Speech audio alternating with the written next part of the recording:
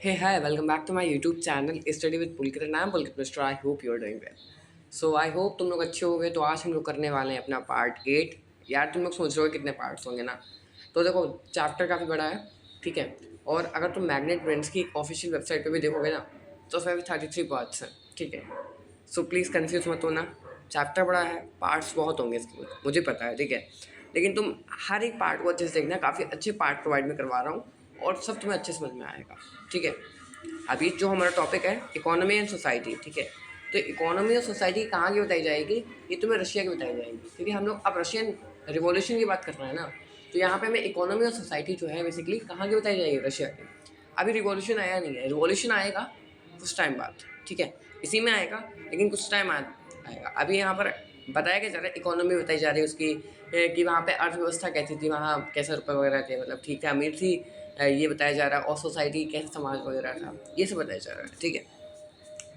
Topic अच्छा है, easy topic है, थोड़ा सा ब्रीफ है बस, ठीक है। चलो देखते हैं फिर।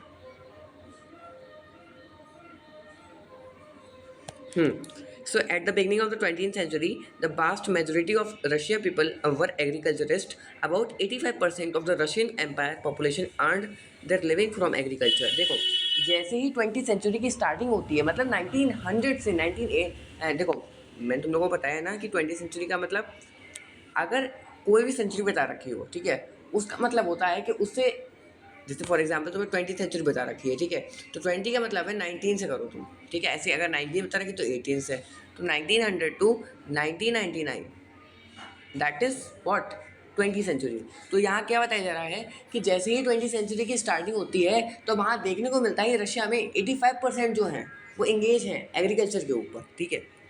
मतलब बहुत बड़ी संख्या में रशिया में जो 85% लोग हैं वो अभी तक एग्रीकल्चर पर इंगेज हैं, ठीक है।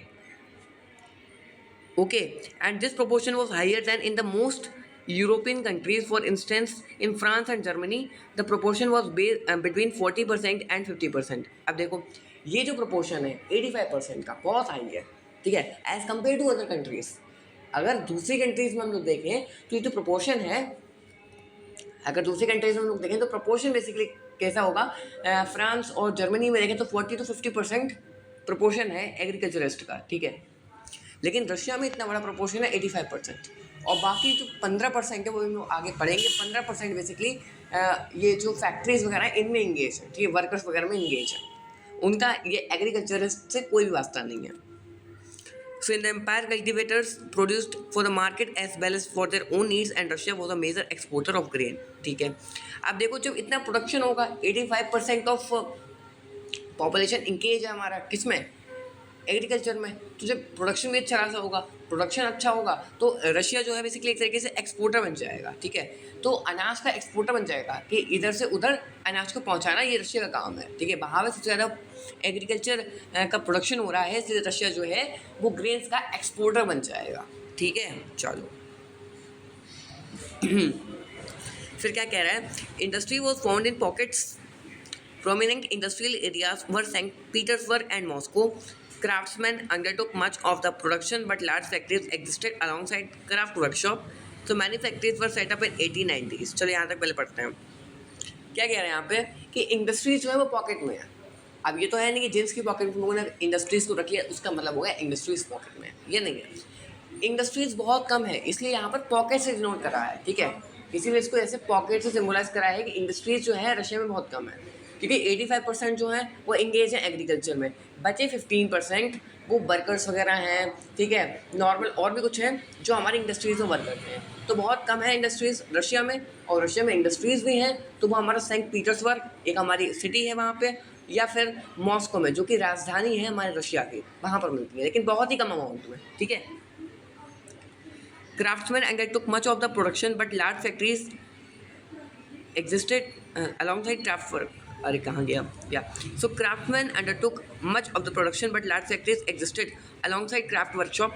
Many factories were set up in 1890s। अब देखो यहाँ समझने की कोशिश करना कि 1890 के बाद ही जो अलग अलग इंडस्ट्रीज थी, फैक्ट्रीज थी, उसका बनना स्टार्ट हुआ था। उससे पहले कोई भी इंडस्ट्रीज वगैरह नहीं थी, नाम मात्र इंडस्ट्रीज हुआ करती थी, ठीक है। और 1890 के बाद भी बहुत ही कम इंडस्ट्रीज थी। मेन वर्क क्या था लोगों का, स्मॉल स्केल इंडस्ट्री में वर्क करते थे, उस पर फोकस करते थे कि घर पे ही क्राफ्ट्समैन, ठीक है, क्राफ्टिंग करना, ठीक है। और उस टाइम पे ये बहुत पॉपुलर भी था क्राफ्टिंग वगैरह करना, कि लोग महिलाएं घर में बैठी हैं और वो क्राफ्टिंग ही कवर करें, सिलाई कर रही हैं, ठीक है। तो ये जो चीज़ें थी ये बेसिकली स्मॉल स्केल इंडस्ट्रीज भी कहलाती हैं, कि घर पे ही आप प्रोडक्शन किसी चीज़ का कर रहे हो एक बिग अमाउंट में, ठीक है, लेकिन आप स्मॉल स्केल वे में कर रहे हो तो उसको हम लोग स्मॉल स्केल इंडस्ट्री कहते हैं। तो यहाँ पे जो स्मॉल स्केल इंडस्ट्री थी वो थोड़ी सी अच्छी खासी अमाउंट में थी, ठीक है, समझ गया।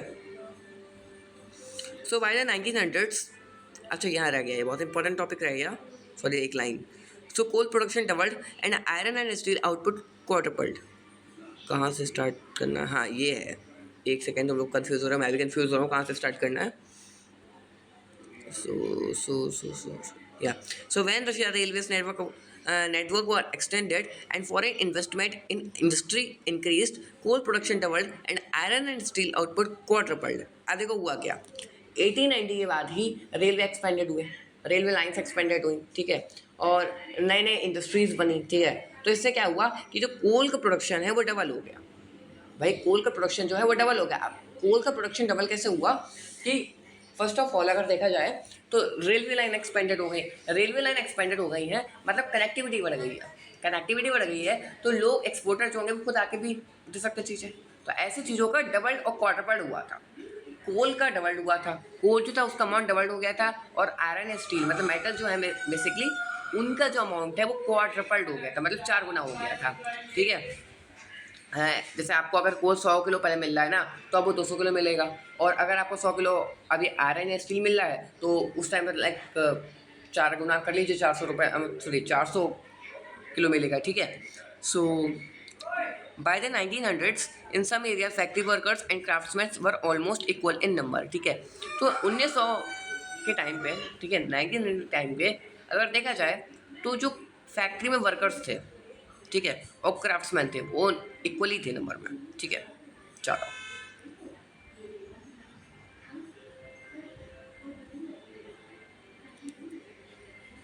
तो आप देखो क्या है, अब most industry was the private property of industrialised, ठीक है। अब जितनी भी इंडस्ट्रीज थी वो ओन करी जा रही थी किसके द्वारा? प्राइवेटली, ठीक है। अभी तुम लोगों ने पढ़ा था कार्ल मार्क्स की वगैरह थ्योरी वगैरह, तो उन्होंने क्या कहा था कि कोई भी इंडस्ट्री को प्राइवेटली ओन ना करा जाए, ठीक है, या तो कम्युनिस्ट वे में करा जाए या, ठीक है, तो उन्होंने कहा था या तो कम्युनिस्ट वे में करा जाए।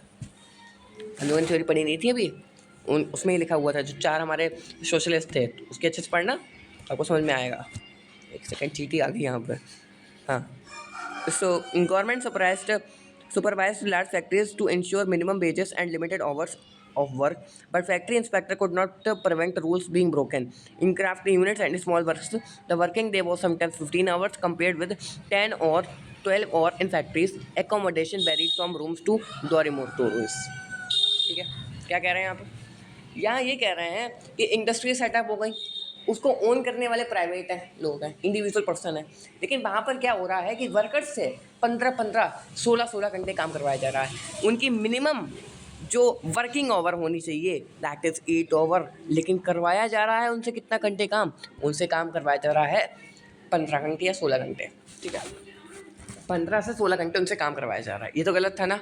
और ऊपर से उनको वेजेस भी बहुत कम दे रहे हैं, ऊपर से उनको सैलरी भी बहुत कम मिल रही है, ठीक है, मतलब अत्याचार पर अत्याचार, ठीक है। और अब उनको छोटे मोटे रूम्स भी दे दिए जाते थे जिसमें वो आराम कर सकते हैं, लेकिन बीच बीच में नहीं, बहुत छोटे छोटे रूम्स, डॉर्मेटरीज, ठीक है, ये दे दिए जाते थे जहाँ पे वो आराम करते थे। So workers were divided social group, सब had strong links with the villages from which they came. अब देखो वर्कर्स थे वो यूनाइट नहीं थे उस टाइम पे, यही तो सबसे बड़ी प्रॉब्लम थी हमारे, एक तरीके से कह सकते हैं उस टाइम पे यही सबसे बड़ी प्रॉब्लम थी कि लोग यूनाइट नहीं थे। अगर यूनाइट होता तो तुरंत ये जो अत्याचार, इतनी बड़ी तुम हिस्ट्री पढ़ रहे हो ना, ये पढ़नी नहीं पड़ती, ठीक है। क्या होता है 2 से 3 पेज का अगर कहानी होती पूरी और वो फिनिश हो जाती, तुम लोगों को बोरिंग भी नहीं लगती, ठीक है। तो वर्कर्स जो थे यूनाइट नहीं थे, इकट्ठे नहीं थे, वो सोशल ग्रुप में डिवाइडेड थे, ठीक है। कुछ वर्कर्स ऐसे थे जिनका कनेक्टिविटी जो थी विलेज से ज़्यादा थी, मतलब वो विलेज से आते आते रहते थे, ठीक है। And other had settled in cities permanently, और कुछ लोग ऐसे थे कि जहाँ पर इंडस्ट्रीज थी उनकी वहीं पे सेटल हो गए थे, वहीं पे जो सिटी थी उसमें वहीं पे सेटल हो गए थे।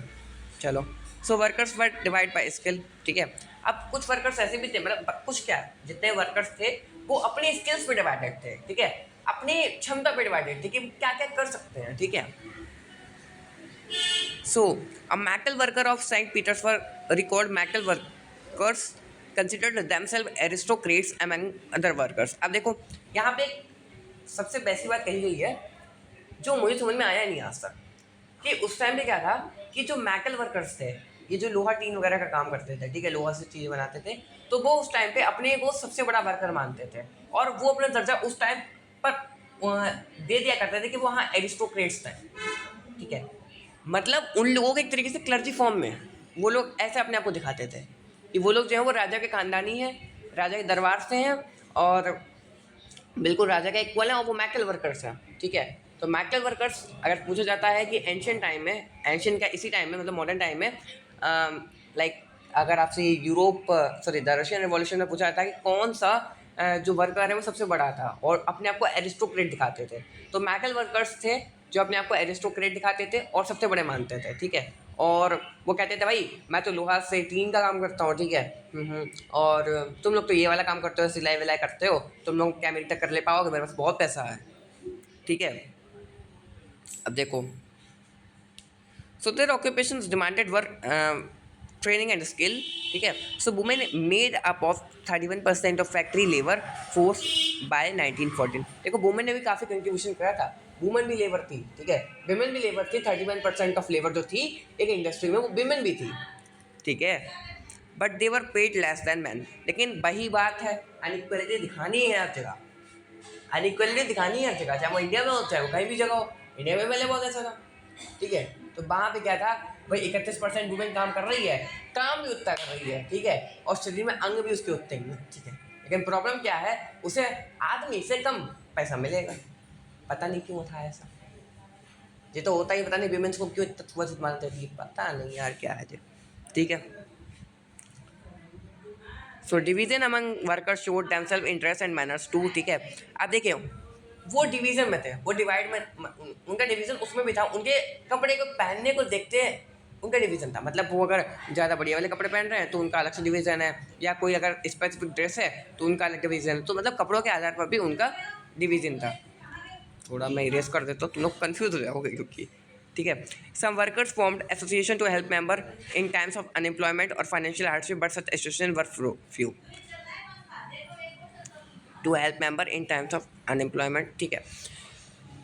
अब भाई इन लोगों को पता था कि वर्कर्स तो हेल्प करेंगे नहीं, मतलब सॉरी वर्कर्स कह रहा हूँ कि ये जो हमारे इंडस्ट्री के प्राइवेट लोग होंगे, मतलब जो ओनर होंगे, ओनर साहब, वो तो हमारी रियल वेजेस बढ़ाएंगे नहीं. तो ये लोग तो ये फंड कलेक्ट करते थे, छोटे मोटे फंड कलेक्ट करते थे और उन्हीं की हेल्प से अनएम्प्लॉयमेंट वगैरह होते थे, उनको हेल्प करते थे बेचारे. कितने हार्ड काइंडेड थे, वाओ वाओ, लाइक मेरी तरह थे ना. सो डिस्पाइट रीजन, अभी टाइम हो गया मेरे खेलने का, जल्दी कर दूँ.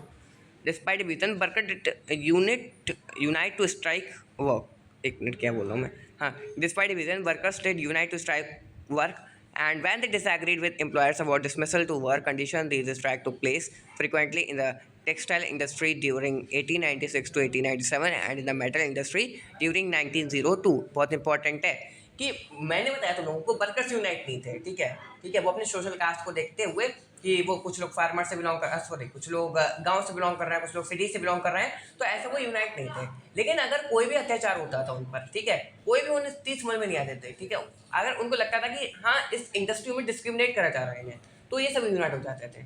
मतलब एक सिचुएशन को देख के ये लोग यूनाइट हो जाते थे और इसी यूनाइट को देख के हम लोगों ने देखा था, मतलब मैंने नहीं देखा ना, तुमने देखा, लेकिन बुक बता रही है ऐसा, मतलब बुक के अकॉर्डिंग चल रहा हूँ, ठीक है, मतलब एनसीईआरटी के अकॉर्डिंग चल रहा हूँ कि 1898 और सॉरी 1897 से 1898 तक हम लोगों ने देखा था.